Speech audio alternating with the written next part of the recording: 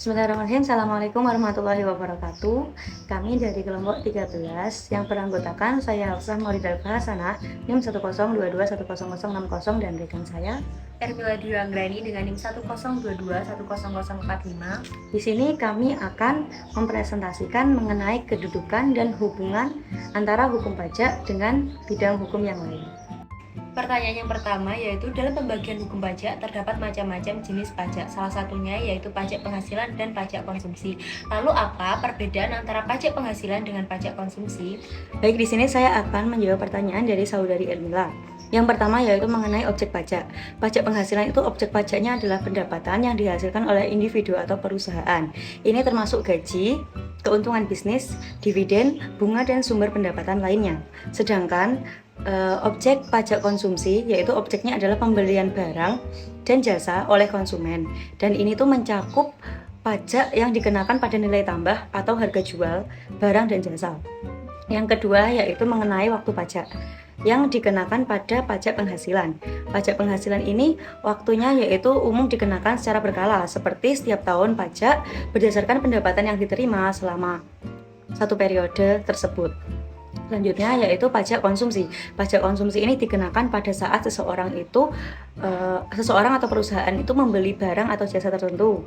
Selanjutnya yaitu mengenai tujuan pajak. Pajak penghasilan itu tujuannya adalah untuk mengenakan pajak pada kemampuan individu atau perusahaan untuk menghasilkan pendapatan, dan ini tuh digunakan untuk mendanai berbagai program pemerintah dan layanan publik.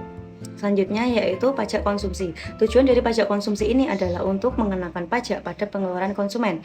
Hal ini dapat digunakan untuk mengendalikan tingkat konsumsi dan membiayai program-program yang diselenggarakan oleh pemerintah. Yang terakhir yaitu pihak yang membayar pajak.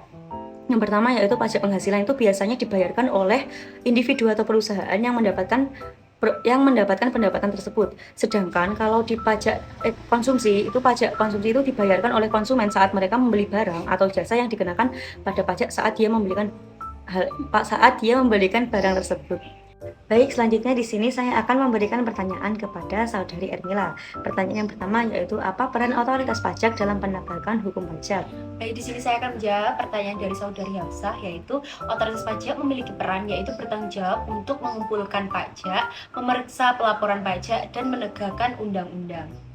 Pertanyaan yang kedua, apakah perubahan dalam peraturan pajak dapat mempengaruhi perekonomian suatu negara? Baik, di sini saya akan menjawab pertanyaan dari saudari Ermila. Ya, perubahan dalam peraturan pajak itu dapat memiliki dampak yang signifikan pada perekonomian suatu negara. Lalu bagaimana perubahan dalam peraturan pajak dapat mempengaruhi perekonomian suatu negara? Di sini saya akan menjawab lagi, yaitu pengaruhnya terutama terlihat melalui beberapa mekanisme. Salah satunya yaitu investasi asing dan kompetitivitas. Hal ini atau tarif pajak perusahaan yang lebih rendah itu dapat membuat negara menjadi lebih menarik bagi investor asing. Karena hal ini juga dapat meningkatkan investasi langsung asing atau FDI dan membantu memperkuat posisi ekonomi suatu negara dalam kompetisi global. Selanjutnya pertanyaan yang kedua yaitu apa yang harus dilakukan jika seseorang itu ingin mengajukan banding terhadap keputusan pajak? Baik, di sini saya akan menjawab pertanyaan dari saudara Hafsah, yaitu jika seseorang ingin mengajukan banding terhadap keputusan pajak yang tidak Anda setujui, bisa dapat mengajukan banding kepada otoritas pajak setempat atau mengikuti prosedur banding yang telah ditetapkan dalam perundang-undangan pajak. Pertanyaan yang ketiga, apa yang dimaksud dengan kedudukan hukum pajak? Baik, di sini saya akan menjawab pertanyaan dari Mbak Ermila.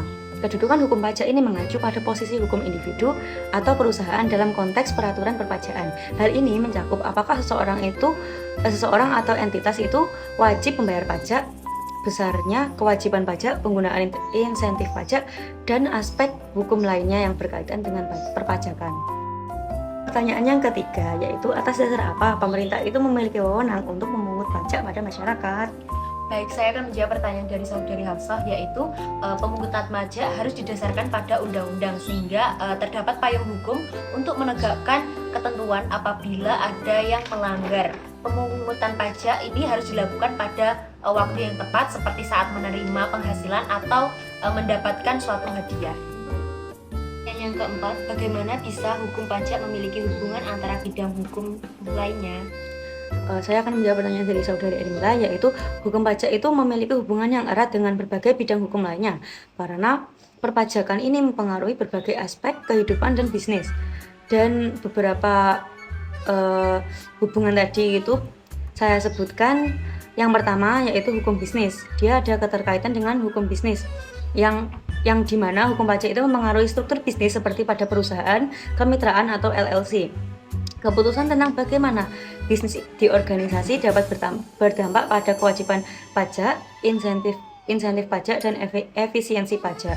Yang kedua yaitu mengenai hukum properti. Pajak properti adalah contoh konkret tentang bagaimana hukum pajak dan hukum properti berinteraksi.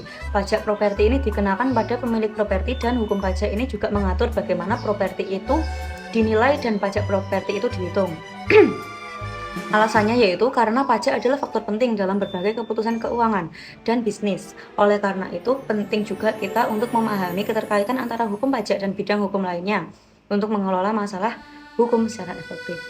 Selanjutnya pertanyaan yang keempat yaitu bagaimana hubungan hukum pajak dengan hukum administrasi negara. Baik, di sini saya akan menjawab pertanyaan dari saudari Hafsah, yaitu hukum pajak dan hukum administrasi negara ini adalah dua bidang hukum yang saling berkaitan, terutama karena pajak adalah salah satu sumber pendapatan negara yang penting. Hubungan antara keduanya yaitu yang pertama, pengaturan dan pelaksanaan pajak. Hukum administrasi negara berkaitan dengan pengaturan, pelaksanaan, dan administrasi berbagai kebijakan publik, termasuk pajak. Ini mencangkup pembentukan undang-undang pajak, peraturan pelaksanaan, dan juga proses perpajakan. Yang kedua yaitu penegakan hukum pajak. Hukum administrasi negara juga terlibat dalam penegakan hukum pajak. Ini mencangkup pengawasan, pemeriksaan, dan juga penagihan pajak oleh badan-badan pemerintah yang berwenang. Yang ketiga yaitu perlindungan hak warga negara. Hukum administrasi negara harus memastikan bahwa proses perpajakan yang berlangsung dengan adil dan harus sesuai dengan hukum. Hal ini mencangkup perlindungan hak-hak warga negara dalam proses perpajakan seperti hak atas privasi dan hak untuk mengajukan banding. Baik, dari jawaban Anda itu dapat disimpulkan sebagai bagaimana penyimpulan yang Anda tangkap dari jawaban Anda sendiri?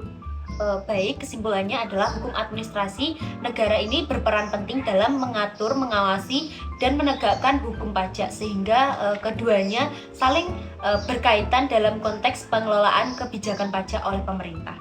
Sekian yang dapat kami sampaikan. Wassalamualaikum warahmatullahi wabarakatuh.